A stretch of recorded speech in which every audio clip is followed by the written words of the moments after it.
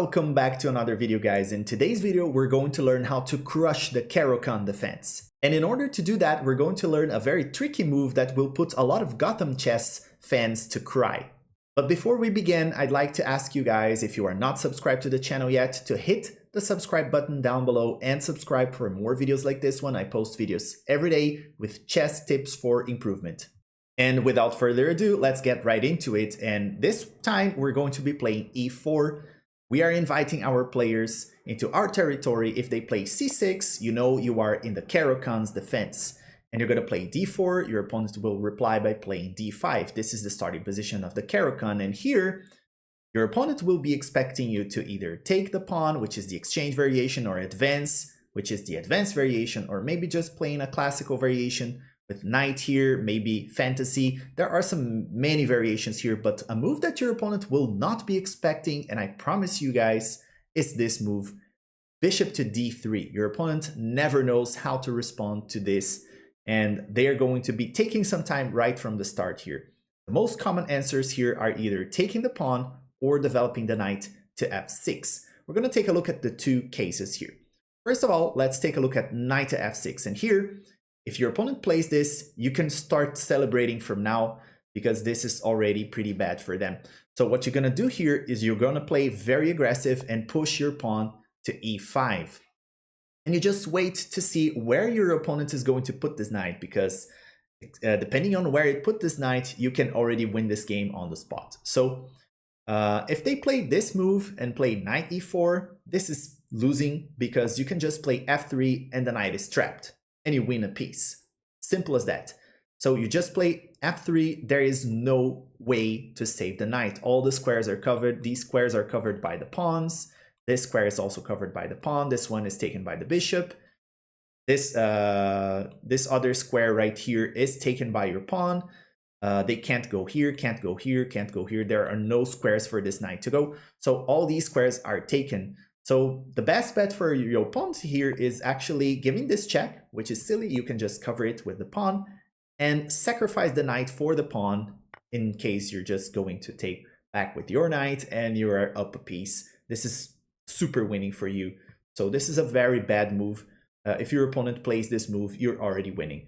If they play this move, knight to g4, well, in this case, you have to be a little more patient, but you're still going to be on a very winning position. You just play knight to f3, starting to prepare your castling.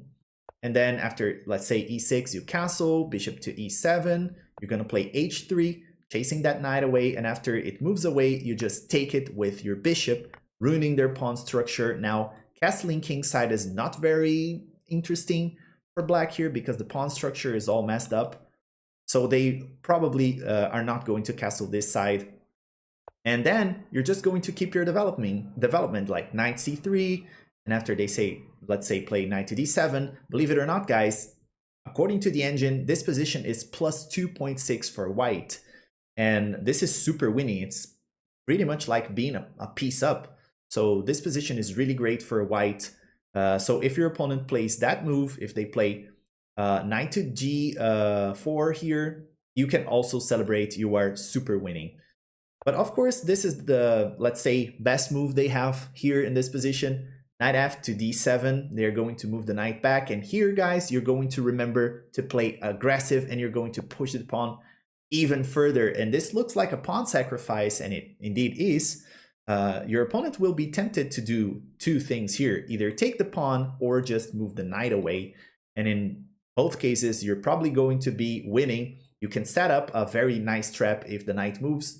But if the pawn takes, you can already celebrate because this position is forced mate in 3 moves.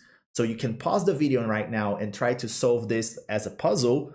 So mate in 3 for white here. And you're going to start with this move, queen to h5 check, forcing your opponent to actually block with the pawn. And as they block with the pawn, your bishop comes into action, and then you sacrifice the bishop. Bishop takes g6 with check. And as your opponent takes back with the pawn, you are going to deliver this very interesting checkmate here. Queen takes g6, checkmate. There is nothing your opponent can do. They are lost. Okay, so if they do that, if they take the pawn, you can already celebrate. You have won the game. The other move they have to go for is this move, knight to f6, and in this case, you are going to take the pawn with check, forcing your opponent to take back with the king, losing castling rights. So this is already pretty bad for black. You're gonna keep up with your development here, knight to f3, and the most common move here is bishop to g4, which is very logical. You're pinning the knight, and this is really good, but this king is misplaced, and we're going to exploit that by playing the move knight to e5 check. And this is not only a check, it's a fork. So you are forking this bishop, and your opponent is probably going to say, what the fork have I done? And here you can just take the bishop, and if they take the knight, you can just recapture with your queen, and you are up a piece, super winning in this position. There's nothing your opponent can do. They are lost, dead lost. Okay, so that's pretty much it for this move, guys. So if you are here and your opponent plays this move, if they play knight to f6 after your bishop to d3, you can just push the pawn and wait for your opponent to see where they're going to put this knight. And depending on where they put the knight, you can win. If they go here, you just trap their knight by playing f3.